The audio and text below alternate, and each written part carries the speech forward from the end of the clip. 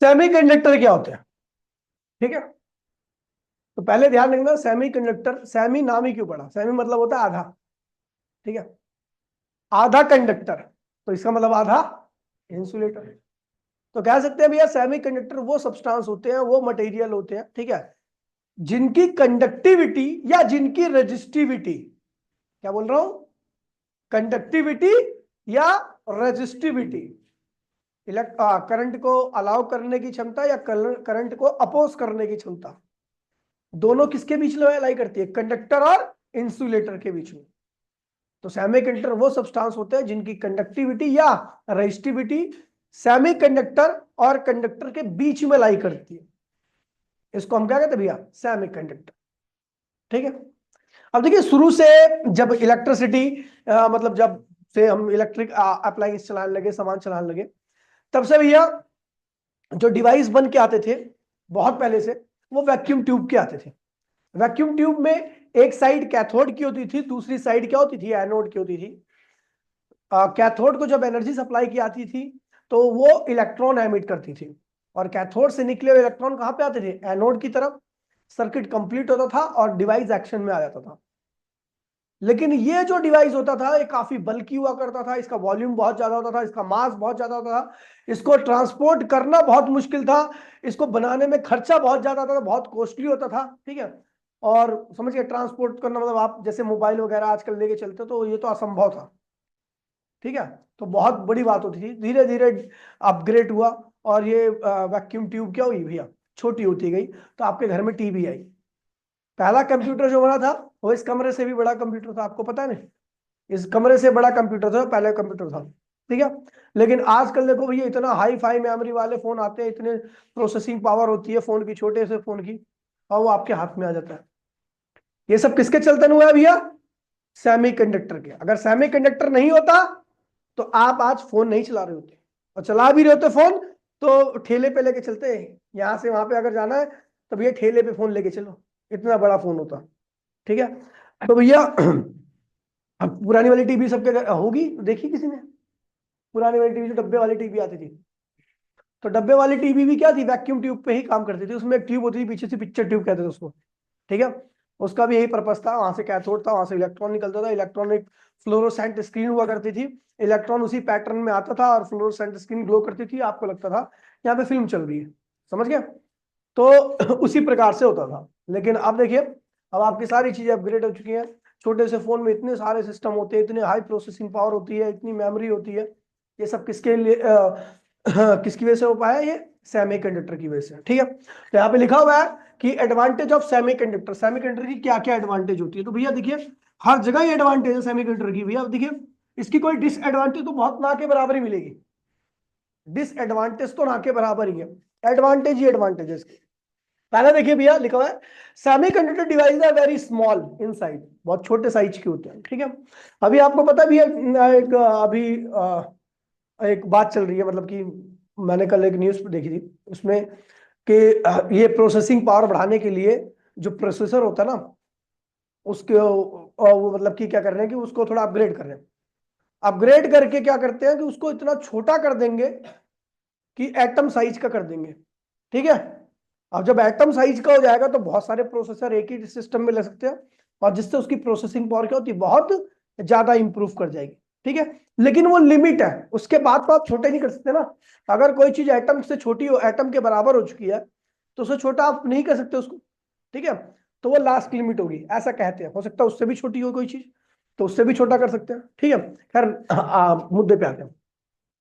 कह रहा semiconductor devices बहुत छोटे होते हैं, इसीलिए किसके कंपैरिजन में, वैक्यूम ट्यूब के कंपैरिजन में। ठीक है, hence circuit using the semiconductor device are more compact, इसीलिए भैया छोटे होने की वजह से छोटे सर्किट में बहुत सारे एलिमेंट को हम फिट कर देते हैं। आपने मदरबोर्ड देख रखा ना, मदरबोर्ड लगता है, रेडियो वगैरह, जो फिर फोन वगैरह के मदरबोर्ड देखोगे तो उसमें न जाने कितने सारे डिवाइस उसी छोटे से एरिया में लगे होते हैं। क्यों, क्योंकि भैया सेमीकंडक्टर डिवाइस क्या होते हैं, जनरली छोटे साइज के होते हैं, इसलिए आपके हाथ में एक कंप्यूटर से ज्यादा पावर वाला फोन आ जाता है हाथ में।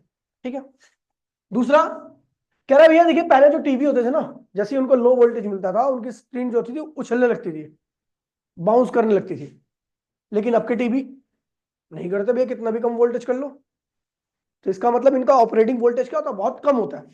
हल्के से हल्के वोल्टेज में भी क्या करते हैं, ऑपरेट कर लेते हैं। वही लिखा हुआ है, semiconductor devices are required low voltage for their operation as compare to the vacuum tube, so the lots of power is same.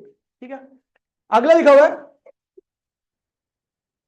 कह रहा है भैया कि जो वैक्यूम ट्यूब होती थी ना, उसमें कैथोड को एनर्जी दी जाती थी, कैथोड गर्म होता था, इलेक्ट्रॉन को एमिट करता था, कहां जाता था, एनोड की तरफ।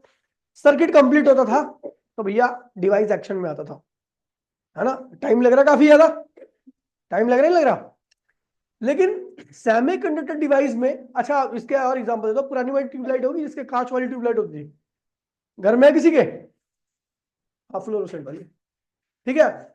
उसमें क्या होता था कि जब आप स्विच ऑन कर लेते ना, तो पहले जो ट्यूबलाइट की ब्राइटनेस होती थी ना, उतनी ब्राइट नहीं होती थी, हल्की ब्राइट थी, ठीक है।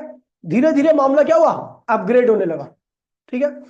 अपग्रेड होकर के जब एलईडी आई, तो इसको जैसे ही जलाओगे ना, इसकी ब्राइटनेस जैसी अभी है वैसी बाद में रहेगी। उसमें क्या होता था कि पहले हल्की जलती थी, फिर धीरे धीरे उसकी ब्राइटनेस क्या होती थी, इंप्रूव करती थी। ऐसे टीवी के साथ भी था, पुराने वाली टीवी के साथ। पुरानी टीवी वाली टीवी को अगर स्टार्टिंग में आप ऑन करते थे ना, ठंड के टाइम में, तो भाई ये बहुत बेकार चल रहा था वो टीवी, उसकी स्क्रीन की क्लियरनेस क्या होती, एकदम बेकार हो जाती थी, ठीक है। लेकिन जैसे जैसे आप क्या करते हो, उन मतलब जो वैक्यूम ट्यूब वगैरह पे बेस्ड डिवाइस थे, वो धीरे धीरे वर्किंग में आते थे, मतलब उनका ऑपरेशन जो था ना, एक्शन जो था वो बहुत स्लो हुआ करता था। लेकिन आजकल का डिवाइस ऑन करो, उनकी ब्राइटनेस, उनकी जो मतलब एक्टिवनेस है, वो क्या होगी, तुरंत की तुरंत आती है, मतलब बहुत फास्ट एक्शन होता है इनका, समझ गया। तो वही लिखा हुआ है, इन वैक्यूम ट्यूब, ठीक है, current flow when the cathode is heated, ठीक है। और वो कैथोड क्या करता है, इलेक्ट्रॉन का एमिट करना चालू करता है, इसलिए हमें कुछ वक्त का इंतजार करना पड़ता है डिवाइस ऑपरेशन में आने के लिए, ठीक है। जबकि सेमीकंडक्टर डिवाइस क्या होते हैं, उनको किसी प्रकार की हीट की आवश्यकता नहीं होती, तो इनका वर्क क्या होता है भैया, बहुत फास्ट होता है, इनका एक्शन क्या होता है, बहुत फास्ट होता है। और सबसे बड़ी एडवांटेज क्या भैया, कि इस ट्यूबलाइट को अगर मैं गिरा भी दूंगा ना, तो टूटेगी नहीं, ठीक है। ये इसकी कीमत 80-90 रुपए आती है कुल, ठीक है। पहले जो ट्यूबलाइट लगती थी, उसको लगाने लगाने में 300-450 रुपए खर्चा लग जाता था, ठीक है। पीछे चौक लगता था, फिर उसकी सेटअप लगता था, फिर ट्यूब अलग से आती थी, तो 300-350 रुपए का खर्चा लग जाता था। इसमें कुल 80 रुपए है। दूसरा, ये मजबूत है, ड्यूरेबल है, बहुत टाइम तक चलता है। तो वही लिखा हुआ है कि जो भी सेमीकंडक्टर डिवाइस आते हैं आर शॉक प्रूफ, लो इसमें कोई करंट वरंट का झंझट नहीं है, ठीक है। इजिली ट्रांसपोर्टेबल, हल्के हैं तो इसलिए कोई भी उठा के लेके जाता है, इजिली ट्रांसपोर्ट करते हैं। काफी एफिशिएंट होता है, क्योंकि एनर्जी कम लेते हैं, लाइट ज्यादा देते हैं, तो एफिशिएंसी इनकी क्या होगी, ज्यादा होगी as compare to vacuum tube, ठीक है। यहाँ पर वही लिखा हुआ है कि आपके जो आजकल के सेमीकंडक्टर डिवाइस है, उनका कहाँ कहाँ पे इस्तेमाल हो रहा है, ठीक है। फिर आते भैया बात करते हैं सेमीकंडक्टर, क्लासिफिकेशन ऑफ सेमीकंडक्टर, ठीक है। तो भैया अगर मैं बात करूं, तो हमारे पास दो तरह के सेमीकंडक्टर है। पहला है एलिमेंटल सेमीकंडक्टर, ऐसे सेमीकंडक्टर जो एक ही तरह के एटम से मिलकर बनाओ, ठीक है। ऐसा सेमीकंडक्टर जो एक ही तरह के एटम से मिलकर बनाओ, उसे कहते हैं एलिमेंटल सेमीकंडक्टर, ठीक है। ये जनरली सिलिकॉन, जर्मेनियम, इंडियम, ठीक है, ये सब क्या है, एलिमेंटल सेमीकंडक्टर है। इनका एक और नाम होता है इंट्रिंसिक टाइप सेमीकंडक्टर, क्या आता है, ठीक है। तो एलिमेंटल सेमीकंडक्टर को इंट्रिंसिक टाइप सेमीकंडक्टर भी कहते हैं। ये प्योर होते हैं, इनके अंदर दूसरे एटम की मिलावट नहीं होती, इंप्योरिटी नहीं होती इसके अंदर। दूसरे होते हैं भैया कंपाउंड सेमीकंडक्टर, क्या होते हैं, कंपाउंड सेमीकंडक्टर ऐसे सेमीकंडक्टर होते हैं, ये दो या दो से अधिक एलिमेंट से मिलकर बने होते हैं, ठीक है। अब कंपाउंड की भी 3 कैटेगरी है, इनऑर्गेनिक, ऑर्गेनिक, ऑर्गेनिक पॉलीमर, ठीक है। इनऑर्गेनिक वो सेमीकंडक्टर होते हैं जिसमें कोई भी ऑर्गेनिक एलिमेंट आता ही नहीं है, ठीक है।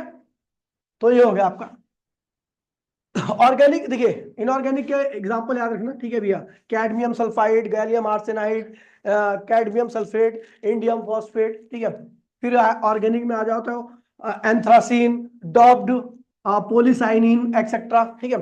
और ऑर्गेनिक पॉलीमर में के एग्जांपल क्या है भैया, नाम भी सुने आपने इसको, पॉलीमर तो पढ़ा होगा आपने, 12th में, ये ना मेरे ख्याल से पॉलीमर, केमिस्ट्री में पॉलीमर नहीं है, नहीं है, पहले था पॉलीमर, शायद डिलीट हो गया होगा, ठीक है। तो ये सब आपको पता होता है, ये सारे ऑर्गेनिक पॉलीमर, पॉलीपायरोल, पॉलीएनिलीन, पॉलीथायोफीन एक्सेट्रा, ठीक है। ये सब पॉलीमर थे, पहले पॉलीमर चैप्टर ही अलग था, ऑर्गेनिक में था लास्ट में, अभी नहीं होगा मेरे ख्याल से। चलो ठीक है, ये हो गया, समझ गया। अब देखिए, ये सेमीकंडक्टर को यूज में लाने के लिए हम कुछ उसके साथ एक अलग, क्योंकि हमें पता है उसकी कंडक्टिविटी मेटल की इतनी तो नहीं होती, लेकिन उसकी कंडक्टिविटी इंसुलेटर से क्या होती है, ज्यादा होती है, और हमें चाहिए हाई कंडक्टिव चीज, और सेमीकंडक्टर हाई कंडक्टिव होता नहीं है। ठीक है, पहले चलो कंडक्टिविटी कैसे बढ़ती है सब तो बात की बात है, पहले हम देखते हैं कंडक्टिविटी आती कैसी वजह से, किस वजह से।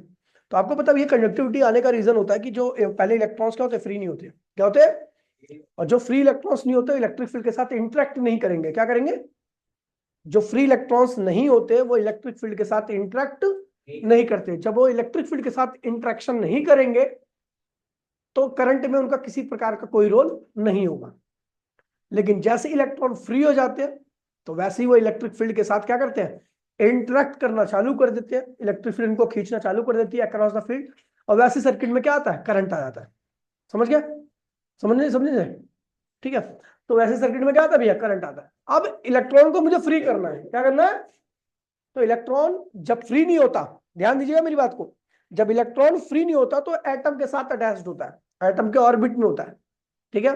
तो जहां पर उस वक्त होता है फ्री, अनफ्री स्टेट में, उसे हम कहते हैं बैलेंस बैंड, क्या कहते हैं उसे, बैलेंस। यहां पर इलेक्ट्रॉन फ्री नहीं होता, इसकी एनर्जी कम होती है इसलिए फ्री नहीं है, ज्यादा होती तो फ्री होता ना। कम एनर्जी वाले इलेक्ट्रॉन कहां पे होते हैं, बैलेंस बैंड में होते हैं। यहाँ के इलेक्ट्रॉन इलेक्ट्रिक फील्ड के साथ किसी प्रकार का इंट्रैक्शन नहीं करते, इलेक्ट्रिक फील्ड का इनके ऊपर कोई प्रभाव नहीं पड़ता।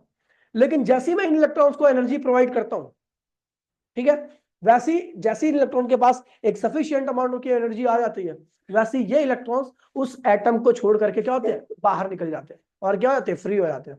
क्या हो जाते हैं, फ्री हो जाते हैं। तो जो एनर्जी थी उसको मैं बोल रहा हूं एनर्जी गैप, क्या बोल रहा हूं, और जैसे एनर्जी गैप मिला उनको, वो कहां भाग गए, फ्री हो गए, कहां हो गए, जैसे ही वो फ्री हुए तो वैसे इलेक्ट्रिक फील्ड के साथ वो क्या करने लगे, इंटरेक्ट करने लगे और भागने लगे, और जिस डायरेक्शन भाग रहे हैं उसके उल्टे डायरेक्शन में क्या आ गया, करंट आ गया, और कनेक्टिविटी शो करने लगे। ठीक है, लेकिन उससे पहले की बात है, यहां पर लिखा हुआ है कि अगर आपको केमिस्ट्री में थोड़ा बहुत अगर ज्ञान होगा तो एक ऑर्बिट में 4 इलेक्ट्रॉन है। कितने इलेक्ट्रॉन है, तो क्या चारों की एनर्जी सेम होगी एक ऑर्बिट में, सिंगल ऑर्बिट। अगर 4 इलेक्ट्रॉन है तो क्या उन सबकी एनर्जी सेम होगी, सेम होगी प्रियांशी। एक ही ऑर्बिट में 4 इलेक्ट्रॉन है तो, हाँ स्टेशनरी स्टेट है मान ले, मैं तीसरी ऑर्बिट में 4 इलेक्ट्रॉन है, तो क्या उन सबकी एनर्जी सेम होगी, कौन कह रहा है सेम होगी, सेम होगी ना, नहीं सेम नहीं होगी। आपने पढ़ा होगा हुंस रूल, पढ़ा है, ठीक है। आपने ये भी पढ़ा होगा कि ऑर्बिट में ऑर्बिट के पार्ट भी होते हैं जिनको हम ऑर्बिटल्स कहते हैं, तो पार्ट ऑफ ऑर्बिट ऑर्बिटल्स कहते हैं। ऑर्बिटल्स होते हैं एस पी डी एफ, याद है नहीं याद है। अब एस वाले जो देखिए, एक ऑर्बिट के अंदर ये सारे ऑर्बिटल होते हैं, और इन ऑर्बिटल में इलेक्ट्रॉन्स को उनकी एनर्जी के हिसाब से भरा जाता है। जिन इलेक्ट्रॉन्स की एनर्जी कम होती है वो होते हैं एस में, उसी ऑर्बिट में जिन इलेक्ट्रॉन्स की एनर्जी ज्यादा होती है पी में, और जिनकी एनर्जी और ज्यादा होती है तो आगे ऑर्बिटल में बढ़ते जाएंगे। ठीक है, मतलब अगर मैं एक ऑर्बिट में बोलूं कि एक कुछ इलेक्ट्रॉन एस में और कुछ इलेक्ट्रॉन पी में, उसी ऑर्बिट में, तो जो पी में होंगे उनकी एनर्जी क्या होगी, ज्यादा। कम कौन कह रहा है भाई, ठीक है, और जो एस में होंगे उनकी एनर्जी क्या होगी, कम। ठीक है, तो किनको एक्साइटेड करना आसान होगा, एक उसी ऑर्बिट के एस या पी वाले को, पी वाले को क्योंकि पी वाले की एनर्जी ऑलरेडी, पी वाले को ऑलरेडी एनर्जी ज्यादा है, तो उनको थोड़ी और एनर्जी मिल जाएगी तो जल्दी से एक्साइटेड हो जाएंगे पी वाले। समझ गया। अब होता क्या, सुन लीजिए, जब एक आइसोलेटेड एटम होता है, आइसोलेटेड का मतलब होता है अकेला एटम, उसके आसपास कोई दूसरा एटम नहीं है, ठीक है। तो मैंने क्या किया, यहां पर एनसीईआरटी में लिखा हुआ है, इधर मैं इसको इधर कर देता हूं,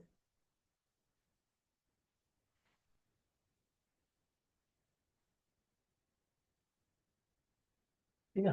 अपने पास एन बाय में 2 सिलिकॉन एटम है मान लीजिए, और सिलिकॉन एटम के आउटर मोस्ट ऑर्बिट में 3s2 और 3p2 इलेक्ट्रॉन होते हैं आउटर मोस्ट ऑर्बिट में, ठीक है।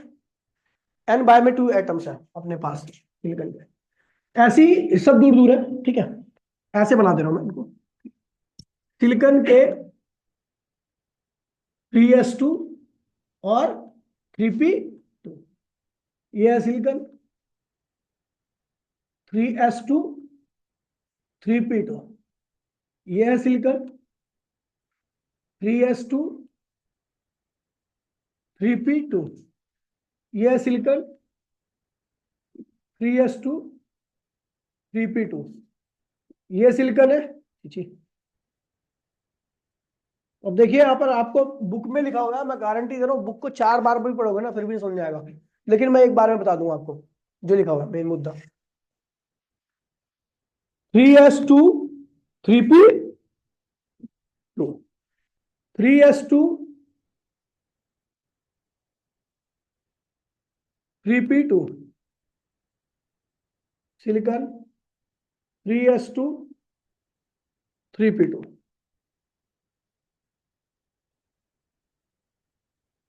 ये आउटर मोस्ट ऑर्बिट के ये सारे n एटम्स है। कैसे, कितने एटम है?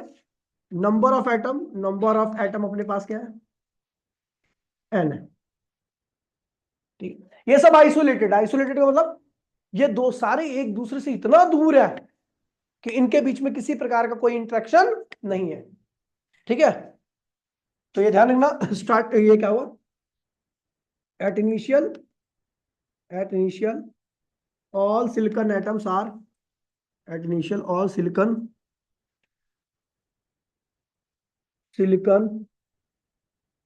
atoms are isolated मतलब इतनी दूर दूर है कि एक दूसरे से किसी प्रकार के इंटरेक्शन में नहीं होंगे। अब हमने क्या किया, क्रिस्टल बनाना है, हमें क्या बनाना है? सेमीकंडक्टर बनाना है। सेमीकंडक्टर बनाना तो भैया क्या करना पड़ेगा? इन सारे एटम को क्या करना पड़ेगा? पास में लाना पड़ेगा ना। तो भैया इनको सबको मैं क्या कर रहा हूं? पास में लाना चालू कर दिया मैंने। इन सबको जब मैं पास में लाऊंगा तो टोटल नंबर ऑफ एटम कितने अपने पास? टोटल नंबर ऑफ एटम अपने पास कितने हैं? टोटल नंबर ऑफ एटम कितने अपने पास? n है। अब मैं यहां पे एनर्जी बना रहा हूं, यहां पे क्या होगा? 3s2, यहां पे क्या होगा? 3p। इनकी संख्या कितनी होगी? n। इनकी भी संख्या कितनी होगी? n, है ना। जब मैं उन एटम्स को पास में ला रहा हूं, ध्यान दीजिए पीछे वाले डायग्राम में, जब इनको पास में ला रहा हूं तो जब सेम चार्ज एक दूसरे से इंटरेक्ट करते हैं तो उनके बीच में क्या होता है? रिपल्शन। क्या होता है? और रिपल्शन जहां पर होता है तो वहां पर एनर्जी क्या होती है? बढ़ जाती है। पोटेंशियल एनर्जी क्या होती है? ग्रो कर जाती है। और जहां पे इलेक्ट्रॉन्स न्यूक्लियस के साथ इंटरेक्ट कर गया, सिलिकॉन की न्यूक्लियस के साथ इंटरेक्ट कर गया, तो वहां पर क्या होगा? अट्रैक्शन आ जाएगा। और अट्रैक्शन से पोटेंशियल एनर्जी क्या होती है? कम हो जाती है। क्या हो जाती है? देखिए मैंने पहले बता रखा, नहीं बता रखा, जहां रिपल्शन होगा, जैसे पॉजिटिव पॉजिटिव चार्ज को पास में लाओगे तो रिपेल करेंगे ना, तो उनको पास में लाने पे उनकी एनर्जी क्या होती है? बढ़ती है। ठीक है। और जब वहां पे आप अपोजिट चार्ज, नेगेटिव चार्ज को लाओगे तो अपने आप ही पास में आ जाएंगे, तो बढ़ने की बजाय वो क्या होती है? घट जाती है, क्योंकि अपने आप ही आ जा रहे हैं पास में। ठीक है। सेम चार्ज को पास में लाने के लिए आपको वर्क करना पड़ता है। जब आप वर्क करोगे तो एनर्जी बढ़ेगी। पत्थर को आप उठाओगे, पत्थर अपने आप उड़ जाता है। हम उठाते तो यानी हम वर्क करते हैं, हम वर्क करते हैं, उसकी एनर्जी क्या होती है? बढ़ती है। लेकिन पत्थर अपने आप गिर जाता है या आप गिराना पड़ता है? उसकी एनर्जी घट जाती है। जो अपने आप हो जाए उस केस में एनर्जी क्या होती है? कम हो जाती है। जो करना पड़े उसमें एनर्जी क्या होती है? बढ़ती है। तो जब सेम चार्जेस इलेक्ट्रॉन इलेक्ट्रॉन के बीच में इंटरेक्शन हुआ, तो इलेक्ट्रॉन इलेक्ट्रॉन के बीच में इंटरेक्शन हुआ तो क्या हुआ? उन इलेक्ट्रॉन्स की एनर्जी क्या होगी? बढ़ गई। और एनर्जी बढ़ने के बाद क्या हुआ? जो इसमें थे पी में, उनमें से कुछ इलेक्ट्रॉन ने दूसरे इलेक्ट्रॉन के साथ इंटरेक्ट हुए और उनकी एनर्जी क्या होगी? इस लेवल से भी क्या होगी? ऊपर होगी। लेकिन इसी ऑर्बिटल के कुछ इलेक्ट्रॉन न्यूक्लियस के साथ भी इंटरेक्ट हुए थे, क्योंकि एटम सारे पास में आ रहे थे, न्यूक्लियस के साथ इंटरेक्ट हुए, तो इंटरेक्ट हुए तो इनमें से कुछ की एनर्जी क्या होगी? कम होगी। इनमें से कुछ की एनर्जी क्या होगी? कम होगी। देखिए इसी ऑर्बिटल में कुछ इलेक्ट्रॉन्स क्या हो गए? एनर्जी बढ़ गई, क्योंकि सेम चार्जों के साथ इंटरेक्ट हुए। और इसी ऑर्बिटल कुछ इलेक्ट्रॉन की एनर्जी क्या होगी? कम होगी, क्योंकि ये अपोजिट चार्जेस के साथ इंटरेक्ट हुए थे। कोई दिक्कत तो नहीं है। अब देखो यहां पे आते हैं, ऐसे ही एस में हुआ। एस के कुछ इलेक्ट्रॉन्स ने एस के कुछ इलेक्ट्रॉन्स एस के कुछ इलेक्ट्रॉन्स दूसरे एटम के इलेक्ट्रॉन के साथ क्या हुए? इंटरेक्ट हुए, तो उनकी एनर्जी क्या होगी? बढ़ी। और s के कुछ इलेक्ट्रॉन्स क्या हुए, दूसरे एटम की न्यूक्लियस के साथ इंटरेक्ट हुए, तो उनकी एनर्जी क्या होगी, घट गई। तो यहां पे आप देख रहे हो कुछ इस तरीके का हो गया, ठीक है। यहां पर ये क्या है, लोअर एनर्जी स्टेट है, ये क्या है, लोअर एनर्जी स्टेट। और ये वहां पे क्या है, हायर एनर्जी स्टेट। क्या है ये, हायर एनर्जी स्टेट बन जाती। देखिए जब अलग अलग थे तो कोई दिक्कत नहीं थी, सब आइसोलेटेड थे। लेकिन जब क्रिस्टल बना तो वहां पर आपको दिखा कि कुछ लोअर एनर्जी, एक लोअर एनर्जी स्टेट बन गया, एक हायर एनर्जी स्टेट बन गया, बीच में ये होता है, इसे कहते हैं फॉरबिडन गैप या एनर्जी गैप कहते हैं, एनर्जी गैप। और इस एनर्जी गैप की वैल्यू अगर मैं बात करूं तो मेटल के लिए क्या होती है, मेटल के लिए इसकी वैल्यू क्या होती है, 0, ठीक है। इंसुलेटर के लिए, इंसुलेटर के लिए इसकी वैल्यू होती है 3 इलेक्ट्रोवोल्ट से ज्यादा, ठीक है, उसे हाँ। और सेमीकंडक्टर के लिए क्या होती है, इसकी वैल्यू क्या होती है, 3 इलेक्ट्रोवोल्ट से, ठीक है। अगर इलेक्ट्रॉन लोअर एनर्जी में है, अगर यहां पर है, इस इस स्टेट में, इस स्टेट में इलेक्ट्रॉन फ्री नहीं रहता, इलेक्ट्रॉन फ्री नहीं रहता, और इलेक्ट्रिक फील्ड के साथ, इलेक्ट्रिक फील्ड के साथ इंटरेक्ट नहीं करता। जो इलेक्ट्रिक फील्ड के साथ इंटरेक्ट नहीं करता तो उसकी कंडक्टिविटी क्या होती है, 0। यानी, और ये क्या होता है, एट रूम टेम्परेचर पर आपको मिलेगा। अगर आपका कोई सेमीकंडक्टर रूम टेम्परेचर पर रखा है तो उसके सारे इलेक्ट्रॉन कहां मिलेंगे, लोअर एनर्जी स्टेट में। कहां मिलेंगे, और लोअर एनर्जी स्टेट में कोई इलेक्ट्रॉन फ्री नहीं रहता, इलेक्ट्रिक फील्ड के साथ इंटरेक्ट, कंडक्टिविटी क्या होगी, 0। और जैसे ही आपने इसको टेम्परेचर देना चालू किया, एनर्जी देना चालू किया, तो यहां के इलेक्ट्रॉन एनर्जी गेन करके कहां पहुंचेंगे, हाई एनर्जी स्टेट में, ठीक है। और यहां पर है, इस बैंड में प्रेजेंट, इस बैंड में प्रेजेंट इलेक्ट्रॉन इलेक्ट्रिक फील्ड के साथ, इलेक्ट्रिक फील्ड के साथ इंटरेक्ट करेगा, इंटरेक्ट करेगा,